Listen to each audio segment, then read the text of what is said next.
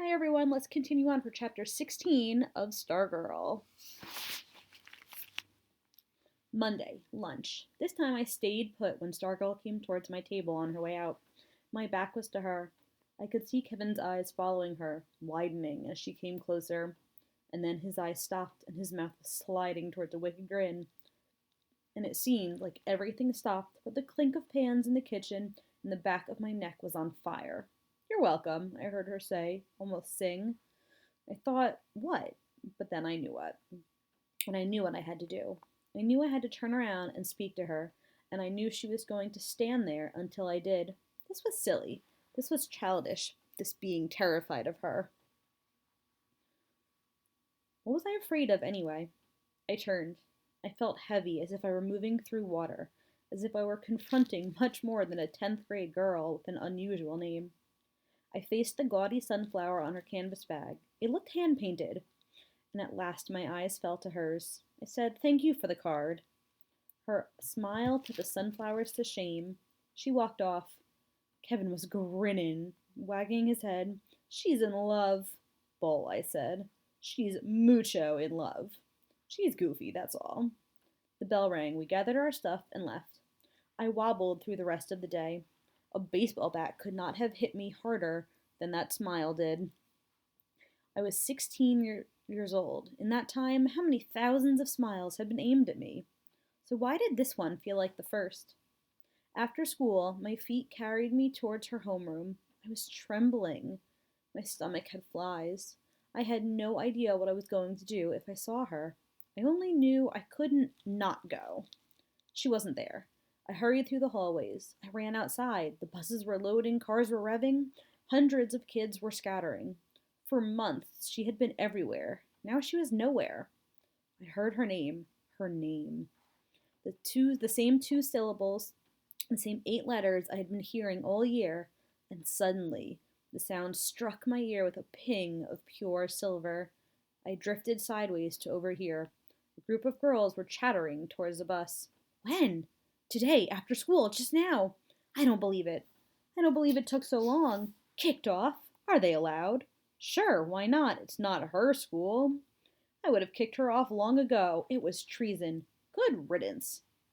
I knew what they were talking about. It had been rumored for days. Stargirl had been kicked off the cheerleading squad. Hi, Leo. A chorus of girls calling my name. I turned. They were in front of the sun, so I shaded my eyes. They sang in unison, Star Boy. They laughed. I waved and hurried home. I could never have admitted it, but I was thrilled. Her house was 2 miles from mine, behind a little 10-store shopping center. Archie had told me where. I walked. I didn't want to ride. I wanted to be slow about it. I wanted to feel myself getting closer step by step, feel the tension rising like a fizz in a soda bottle. I did not know what I would do if I saw her. I only knew that I was nervous, afraid. I was more comfortable with her as history than as a person. Suddenly, intensely, I wanted to know everything about her. I wanted to see her baby pictures. I wanted to watch her eating breakfast, wrapping a gift, sleeping. Since September, she had been a performer, unique and outrageous, on the high school stage. She was the opposite of cool. She held nothing back. For her decorated desk to her oratorical speech as the performance on the football field, she was there for all to see. And yet, now I felt I had not been paying attention. I felt I had missed something, something important. She lived on Palo Verde. For a person so different, her house was surprisingly ordinary, at least by Arizona standards. Single story, pale adobe, clay red pipe tile roof, not a blade of grass in the small front yard, but rather barrel and prickly pear cactus and a cluster of stones. It was dark, and had intended when I got there. I walked up and down the other side of the street. It occurred to me that I might be mistaken for a prowler, so I walked around the block. I stopped into Roma Delight for a slice of pizza, gulped down only half of it, and hurried back out. I couldn't relax when her house was not in sight. Couldn't relax when it was. At first, it was enough just to see the house. Then I began to wonder if she was inside. I wondered what she could be doing. Light came from every window I could see. There was a car in the driveway. The longer I hung around, the closer I wanted to be. I crossed the street and practically dashed past the house. As I went by, I scooped up a stone from the front yard. I went to the street, turned, and looked at her house in the distance. I whispered to the salt-sprinkled sky, "That's where Stargirl Caraway lives. She likes me." I headed back towards the house. The sidewalks were deserted. The stone was warm in my hands. This time I walked slowly as I approached. I felt strange. My eyes fixed on a triangle of light in a curtained window. I saw a shadow on a yellow wall. It seemed to be drifting, footless, into the light. Suddenly, the front door opened. I dived behind a car in the driveway and crouched by the rear fender. I heard the door close. I heard steps. The steps matched the movement of a long shadow cast down the driveway. My breath stopped. The shadow stopped. I felt both ridiculous and weirdly perfectly placed, as if crouching by that car was precisely what life had in store for me at that moment. Her voice came from behind the shadow. "Remember when you followed me into the desert that day after school?"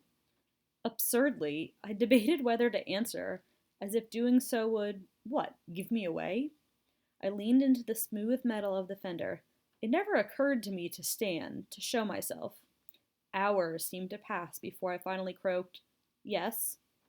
"Why did you turn around and go back?"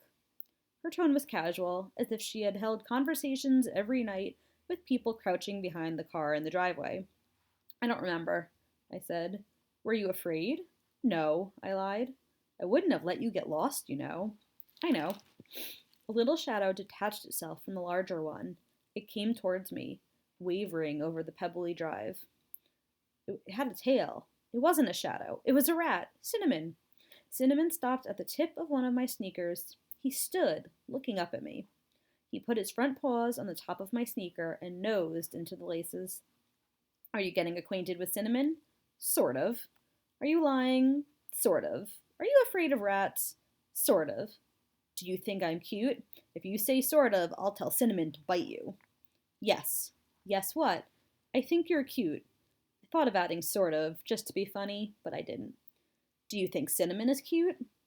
The rat had climbed fully onto my sneaker now. I could feel his weight. I wanted to shake him off. His tail spilled onto the driveway. "No comment," I said. "Oh my, hear that, Cinnamon? No comment. He doesn't want people to know he thinks you're cute." "I think you're getting a little carried away," I said. "I certainly hope so," she said. "Nothing's more fun than being carried away. Would you like to carry Cinnamon away for the night? He loves sleepovers." "No, thank you." "Oh." Her voice was mock pouty. "Are you sure? He's no trouble. He hardly takes up any room. And all you have to feed him is a mini wheat or 2 grapes. And he won't poop on your rug. Will you, Cinnamon? Go ahead, stand up and tell him. You won't. Stand up, Cinnamon." Cinnamon stood on my sneaker. His eyes shone like black pearls. "Doesn't he have the cutest ears?" "Who notices a rat's ears?" I looked. She was right. "Yeah," I said, "I guess he does." "Tickle behind his ears. He loves that." I swallowed hard. I reached down with the tips of my 2 fingers and tickled the tiny furry spaces between the rat's ears. I guess he enjoyed it. I didn't move. And then, surprising myself, I moved 1 finger to the front of his nose and he licked me. It had never occurred to me that rats do that. His tongue was half the size of my little finger. I would have guessed it was rough like a cat's, but it wasn't. It was smooth. And then when he was no longer on my foot. He was on my shoulder. I yelped. I tried to swat him off, but he dug into my shirt with his fingernails. Meanwhile, Stargirl was cracking up. I could see the shadow shaking. "Let me guess," she said. "Cinnamon jumped onto your shoulder." "You got it," I said. "And you're thinking about how rats are supposed to go for people's throats?" "I wasn't," I said, "but now that you mention it." I clamped my hands around my neck. I felt something in my ear, whiskery. I yelped again, "He's eating my ear!" Stargirl laughed some more. "He's nuzzling you. He likes you, especially your ears. He never meets an ear he doesn't love. By the time he's done with you, that ear of yours will be clean as a whistle. Especially if there's some leftover peanut butter on it." I could feel a tiny tongue mopping the crevices of my left ear. "It tickles!" I felt something else. "I felt teeth!" He's just scraping something off for you. You must have something crusty left there. Have you washed between your ears lately? None of your business. Sorry, I didn't mean to get too personal. I forgive you. All was quiet for a while, except for the snuffling in my ear. I could hear the rat breathing. His tail drooped into my front shirt pocket. Do you want to confess now? Confess what? I said. That you're actually starting to like having a rodent poking around your ear? I smiled. I nodded, dislodging the rat's nose for a moment. I confess. More silence. Tiny breathing in my ear. Well, she said at last, we have to go now. Say goodnight, Cinnamon. No, I thought. Don't go. I still have another ear, I said. If he does that one, he'll never want to leave you, and I'll be jealous. Come on, Cinnamon. Time for Betty bye. Cinnamon went on snuffling. He's not coming, is he? Nope. Then just take hold of him and put him on the ground. I did so. As soon as I put the rat down, he scooted under the tailpipe and out of sight on the other side of the car. The shadow withdrew. I heard the front door open. Light gushed out. Night, Leo. Night, I called. I didn't want to leave. I wished I could curl up right there on the driveway and go to sleep. I had been crouched for a long time. It was a chore just to stand. As I was halfway home before I could walk right.